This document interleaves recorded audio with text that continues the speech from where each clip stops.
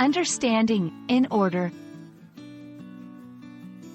Hello dear learners. Today, we're diving into the phrase, in order. This might seem like a simple set of words, but it's used in different contexts in the English language. By the end of this video, you'll know exactly how to use it. Remember, English can be tricky, but breaking things down step by step can make it easier. So, let's unpack, in order.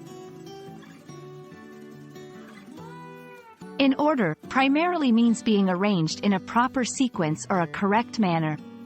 Think of it as a set of books arranged in alphabetical order on a shelf, or numbers organized from the smallest to the largest. For instance, the files are in order by date. Please make sure the chairs are in order before you leave. Sometimes, in order is used to indicate that something is necessary or required.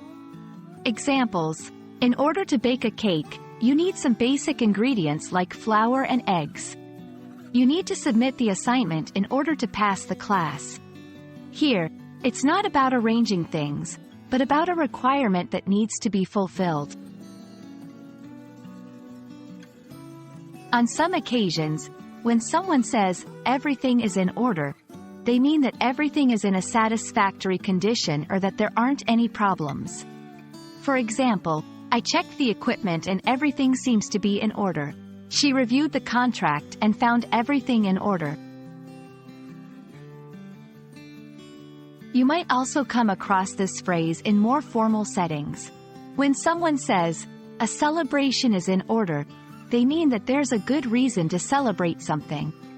Example: you've done an excellent job on this project. A celebration is definitely in order. And there you have it. We've explored the various ways in order can be used in the English language.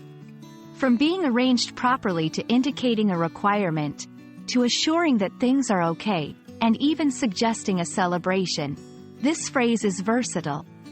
We hope this video helps you understand and use in order confidently in your conversations. Keep learning, and see you in the next one.